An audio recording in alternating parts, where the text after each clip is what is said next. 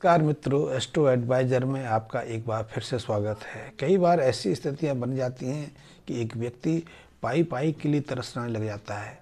उसके सामने इतनी आर्थिक स्थिति बन जाती है, इतनी आर्थिक विकट बन जाती है कि उसके लिए घर परिवार का संचालन करना मुश्किल हो जाता है। उसके लिए बच्चों का इलाज करना या बच्चों की फीस भरना या किसी मांगलिक कार्य में, घर परिवार में त्यौहार आते हैं, उत्सव के पल आते हैं, उनमें शामिल होना भी उसके लिए दुर्लभ बन जाता है। तो लाल किताब कहती है ऐसी स्थितियों के लिए मुख्यतः मंगल जिम्मेदार रहते हैं, क्योंकि मंगल जब सप्तम स्थान में बैठ जाएं और ऐसे मंगल पर जब अशुभ ग्रहों का प्रभाव पड़ रहा हो, पापी ग्रहों की छाया पड़ रही हो, तो निश्चित रूप से व्यक्ति के जीवन में ऐसी त्रासदी घटित हो जाती है। और इससे बचने के लिए एक प्रचलन रहा है। पहले हमारे माँ बाप, हमारे पूर्वज मंदिर जाते थे तो अपने घर से फूल माला, प्रसाद के लिए मिश्री, कुंजा मिश्री, फल या कोई ना कोई मिष्ठान लेके जाते थे, चनोरियाँ लेके जाते थे और मंदिर में जाकर इनको देव प्रतिमा को समर्पित करते थे। या फिर हमारे यहाँ एक प्रचलन रहा है, और ये प्रचलन तो हमारी वैदिक संस्कृति में सदियों से चलता आ रहा है कि हम अपने घर से किसी अतिथि को, किसी अनजान व्यक्ति को भी खाली हाथ नहीं जाने देते थे। हमारे घर में कोई अतिथि आए, कोई साधु आए, कोई राहगीर आए, तो उसका हम स्वागत सत्कार पानी से, जलपान से करते थे। यदि वो रात्रि का विश्राम हमारे घर में करना चाहे तो भी उसकी व्यवस्था की जाती थी। साथ ही हमारे गांव में, हमारे मोहल्ले में यदि कोई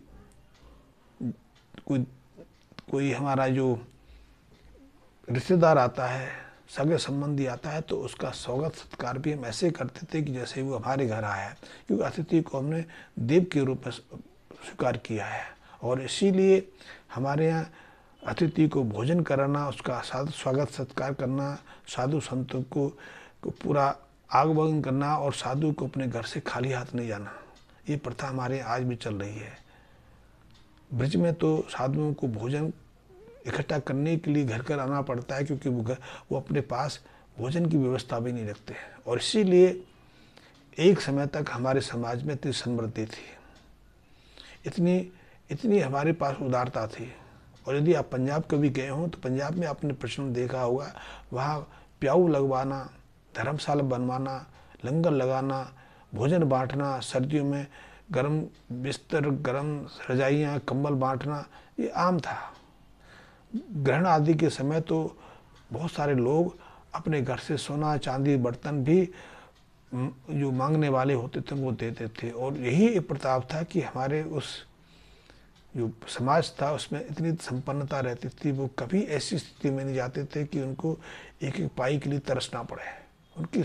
उनको चाहे वो कच्चे मकानों में रहते थे, चाहे राजनीतिक अस्थिरता के कारण, विदेशी आक्रांताओं के हमलों के कारण हमारा सामाजिक ताना बाना कितना भी क्षतिग्रस्त हो गया हो, लेकिन हमने अपने उन पूर्व प्रथाओं को कभी नहीं त्याग दिया। और इसीलिए 47 से पहले हम कितनी विकट स्थिति में रहते हों, हमने अपने उस पूर्व जो हमारा जो कर्म थे उनको त्याग नहीं किया।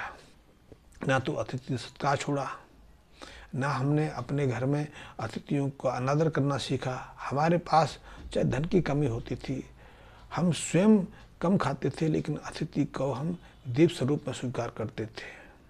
आपको जानकर तो ये भी आश्चर्य होगा कि आज वैवाहिक कार्य में 10-20 लोग भी घर में आ जाएं तो हम पूछते हैं कि ये अतिथि कब तक रहेंगे, ये मेहमान हमारे यहाँ घर पे रहेंगे।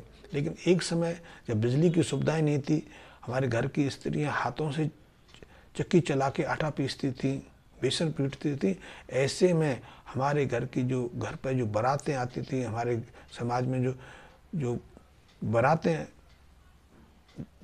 आती थी वैवाहिक कार्य के लिए जो आयोजन किए जाते थे, उसमें भी कई दिन तक बारातों को ठहराने का प्रचलन था।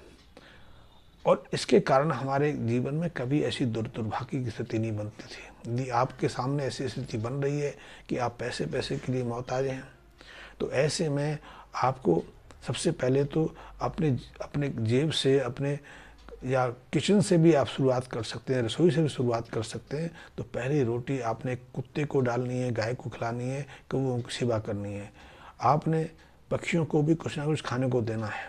उसके लिए सतनाजा दे सकते हैं, 7 अनाजों का मिश्रण दे सकते हैं, मछलियों को आप आटे की गोलियां दे सकते हैं। ये उपाय हमारे जीवन से दुर्भाग्य को अलग करने के लिए है। वैसे क्योंकि आज के समय ऐसे उपाय करना सहज नहीं है। बड़े शहरों में तो कौवों को ढूंढना ही मुश्किल हो गया है। कुत्ते नहीं मिलते हैं, कुत्ते या तो पालतू मिलते हैं, ऐसे मिलते हैं जिन्हें आप खरीद के अपने घर लेके आते हैं, तो उनका तो पालन पोलन आप ऐसे करते हो जैसे कि आप अपने घर के बच्चे कर रहे हैं। बच्चे और कुत्तों को एक स्वरूप मानना कोई बुरा नहीं है, लेकिन यदि आप अपने घर में खरीद के कुत्ता पालते हैं तो आपका जीवन कुत्ते के आसपास ही केंद्रित होकर रह जाता है। ऐसे लोगों के साथ में आप कभी भी किसी को सूक्ष्मता से अध्ययन करके देखना, ऐसे लोगों का अंतिम समय सिर्फ उन कुत्तों की सेवा में व्यतीत होता है, क्योंकि अंतिम समय उनके ना तो रिश्तेदार ना उनके सगे संबंधी उनके साथ में रहते हैं, सिर्फ वो कुत्ता उनके साथ में रहता है। वो कुत्ते के साथ ही सारा समय व्यतीत करते हैं। उनके पलंग पर भी कुत्ता ही साथ में सोता है, उनका जीवन साथी उनके साथ में नहीं होता। ये दुर्भाग्य की स्थिति बन जाती है। इसलिए हर पशु पक्षी को, चाहे वो हमारा संगी साथी हो, उसको उपयुक्त सत्कार देना, मान सम्मान तो हम सही मान सकते हैं, प्राकृतिक मान सकते हैं, लेकिन किसी एक को विशिष्ट देना, किसी एक का परित्याग करना हमारे जीवन में कई तरह की विषमता खड़ी करता है। तो यदि हमारे जीवन में ऐसी स्थितियाँ बनती हैं कि हम एक पैसे के लिए मोहताज हो जाते हैं, हमारी बात, हमारा सहयोग कोई नहीं करता, हमारे आसपास कोई यार मित्र या कोई ऐसा नहीं होता है जो हमारे दुख में हमारा साथ खड़ा करे, तो निश्चित रूप से उसके लिए हम दोषी हो सकते हैं, क्योंकि हम अपने व्यवहार से, अपने बर्ताव से दूसरों को रिष्ट कर देते हैं। तो ऐसे में सबसे पहले तो ये है कि आपके घर से कोई खाली हाथ ना लौटे। दूसरा, आप नियमित रूप से मंदिर जाएं, लेकिन मंदिर आप खाली हाथ ना जाएं, कुछ ना कुछ लेके जाएं, फल, पुष्प, मिठाई, मिश्री, चनौरियाँ, फुलियाँ, जो भी संभव हो पाया। और कुछ ना हो तो सप्ताह में एक बार अपने घर से पंजीरी बना के या हलवा बना के वहाँ ले जाके ईश्वर को भोग लगाएं, फिर वहाँ वितरित करें। कुत्तों की नियमित रूप से सेवा करते रहें, कौओं को, गाय को उनका अंश देते रहें। और इनके अलावा यदि आप भरोसा करते हैं तो साल में 2 नवरात्रों में अपने घर पर कन्याओं को आमंत्रित करके कन्या पूजन करें, उनके चरणों को धोएं, उनको कुछ ना कुछ अपने भावना के अनुसार, अपने सामर्थ्य के अनुसार खाने को दें, उनको आशीर्वाद लेने के लिए अपने सामर्थ्य के अनुसार कोई चांदी का चीज़, कोई वस्त्र, कोई चूड़ियाँ या कोई और दूसरी जो आपके सामर्थ्य में हो, दान दे के उनका आशीर्वाद लें, उनको दक्षिणा दे के उनका आशीर्वाद लें। मात्र इनको करने से आपके जीवन में हर तरह की खुशहाली बनी रहेगी, क्योंकि ऐसे कार्य करने से हमारे कई ग्रह जो अशुभ ग्रह हैं शुभ हो जाते हैं और हम पे अपनी कृपा दृष्टि दिखाते हैं। वैसे यदि जीवन में कई तरह की परेशानियाँ खड़ी होती हैं और इस संबंध में आप ज्योतिषी परामर्श चाहते हैं, लाल किताब का मार्गदर्शन चाहते हैं, तो इस संबंध में आप मुझसे संपर्क कर सकते हैं। वैसे मैंने देखा है कि लाल किताब के बहुत सारे ऐसे उपाय हैं जो आज का युवा वर्ग करने में हिचक करता है, करना नहीं चाहता, या उसके लिए वो संभव नहीं है। क्योंकि 43 तक बड़े शहरों में आप कहाँ जल स्रोत ढूंढेंगे, कहाँ नारियल किसी जल स्रोत में चढ़ा के आएंगे या मंदिर में चढ़ा के आएंगे। मंदिर भी बड़े शहरों में सहजता से उपलब्ध नहीं है। तो लाल किताब के बहुत सारे उपाय तो आज सहजता संपन्न नहीं है, लेकिन मैंने देखा है ऐसे में कुछ मूल्यवान रत्न हमारी मदद कर सकते हैं, हमें परेशानी से बाहर निकालने में हमारे काफ़ी सहयोगी हो सकते हैं। इसके लिए हमें बहुमूल्य रत्नों की तरफ जाने की आवश्यकता नहीं है, हम मूल्यवान लाखों के रत्न धारण करने की आवश्यकता नहीं है। हमें हमेशा नीलम, डायमंड या पुखरा या मणिक ये धारण करने की आवश्यकता नहीं है।